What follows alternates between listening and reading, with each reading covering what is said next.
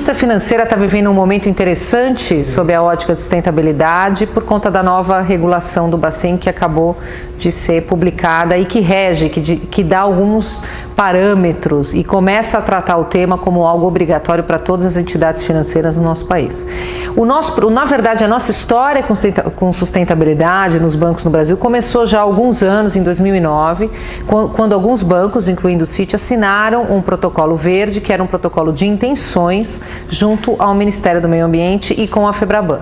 Ali já tinha digamos assim, os caminhos e uma raiz bastante já profunda de todas as áreas que poderiam permear o tema de sustentabilidade, nos aspectos social, econômico e financeiro.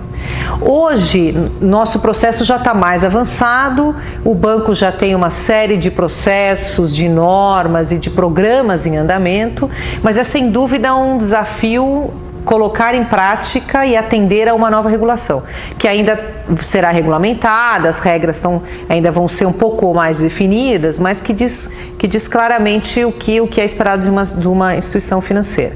Eu diria alguns aspectos que são mais relevantes. O primeiro deles é a questão do risco socioambiental, que é muito importante nos nossos projetos. Nós temos os grandes programas de Project Finance, são regidos pelos princípios do Equador, mas isso deve permear toda a nossa cartela, digamos, de produtos e financiamentos, inclusive a médias e empresas menores, também é um desafio. Eu acho que um segundo aspecto, esse sim, eu acho que o banco está bem mais avançado e acho que isso é um fator comum nas empresas, é a questão dos avanços em ecoeficiência, como a gente lida com a questão dos nossos prédios, as nossas agências. Hoje nós temos um trabalho grande na nossa sede na Avenida Paulista em São Paulo, que é um prédio da década de 80, e um grande desafio de transformá-lo num prédio verde, certificado LEED. Nós já vamos trabalhando há vários anos, devemos conseguir a certificação aí nos próximos 12 meses. E também nas agências, as novas agências do Citibank, as agências inteligentes, chamadas flagships, já saem com a certificação, elas são agências paperless e uma série de processos que evitam o uso de papel, fora a reciclagem de produtos, enfim, de tudo que a agência consome.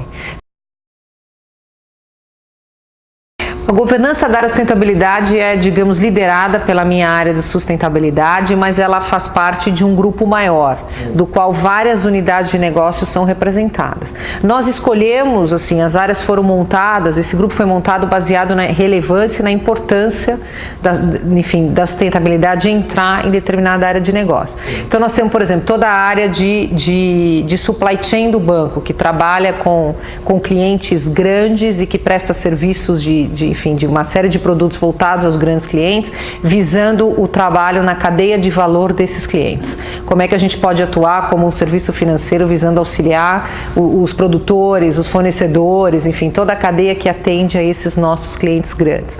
Nós temos, obviamente, uma área de compras, porque é a área que lida com o fornecedor. Como é que essa área tem lidado com os nossos fornecedores, como a gente consegue não só entender onde está o nosso fornecedor do ponto de vista da visão de sustentabilidade e aplicação dos princípios, mas também como é que a gente pode ajudar esse fornecedor a se desenvolver, enfim, a ter práticas ainda mais adequadas, sociais, principalmente sociais e de empregabilidade.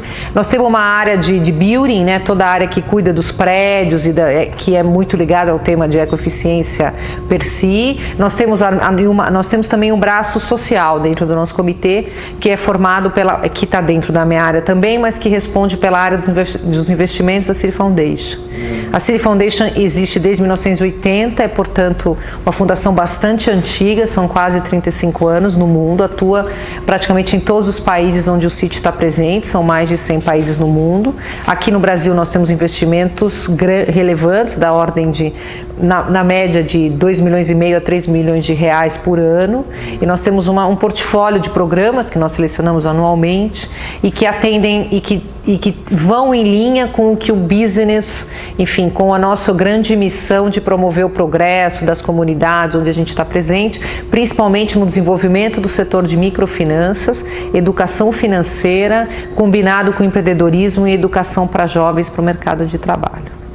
Como nós medimos, né, o nosso trabalho de sustentabilidade? Nós fazemos um relatório anual e nós utilizamos o GRI. O nosso GRI é Level B pelo segundo ano e ali nós procuramos concentrar as nossas medições voltadas ao que o GRI exige, e nós também temos um acompanhamento de alguns índices específicos, aí principalmente a questão de ecoeficiência. A gente também tem a questão de medição de emissão de carbono e outras questões relacionadas à ecoeficiência, reciclagem, e tem uma série de coisas que são mais voltadas a essa área. E a gente tem o outro lado, que é o lado também de relacionamento com o cliente, a área de ouvidoria, que também faz parte desse mundo, digamos, desse framework de resultado dessa área. Eu acredito que a sustentabilidade, ela tende a ser algo tão perene dentro do negócio que, como área, ou como algo, como a minha área, eu brinco que é uma incubadora. A gente começa os projetos, incentiva o negócio a perseguir aquilo, investe muitas vezes no começo, e à medida que aquilo entra no negócio, ele caminha sozinho. Então, eu acho que este papel tende a deixar de existir no futuro por conta do próprio desenvolvimento da área de sustentabilidade. Mas eu te diria que não é um desafio simples, porque o negócio, quer dizer, a linha de frente, muitas vezes se vê com desafios de custo, de demanda, de investimento, e isso tudo tem, digamos, de alguma maneira joga contra, principalmente olhando para um retorno a curto prazo, aquilo que a gente prega como sustentabilidade. Mas por outro lado, você vê cada vez mais clientes exigindo de um banco uma postura, uma posição, o que a gente tem, como a gente investe. Não é raro a gente receber esse tipo de solicitação dos nossos clientes, querendo conhecer a nossa matriz de sustentabilidade, como é que a gente atua, quer dizer, porque ele também, como empresa, quer trabalhar com um banco que seja regido pelos princípios que a empresa também acredita. E se o banco atua em educação, como nós atuamos, se atua em microfinanças, de que maneira nós ajudamos, como a gente atua nas comunidades onde estamos presentes. Então eu acho que o cliente também, por outro lado, é o grande motivador, é o grande aspecto que vai trazer a sustentabilidade mais próxima do negócio. O banco tem uma tradição muito grande de atender as grandes multinacionais, quer dizer, o banco chegou ao Brasil, o Citi chegou ao Brasil há quase 100 anos, nós completamos 100 anos o ano que vem, e nós temos uma grande tradição de atender as multinacionais que vieram para o Brasil durante todos esses anos, e até as empresas brasileiras grandes que estão saindo para o mundo. Quer dizer, a grande expertise do banco é esse fluxo de trade, business, comércio, câmbio, relacionado a essa questão das trocas de intercâmbio de países. E a gente já recebeu várias demandas de clientes que nos solicitam o que a gente faz, por que a gente faz, qual é a nossa política, sustentabilidade, como é que a gente atua em situações A e B, do ponto de vista de empregados, do ponto de vista de clientes, do ponto de vista de comunidade, do ponto de vista de produto. E o cliente pessoa física também quer, né? Hoje, se você percebe já uma seleção natural do cliente que já olha para uma empresa que ele pode até não escolher por isso, mas ele deixa de usar o produto de alguém por isso.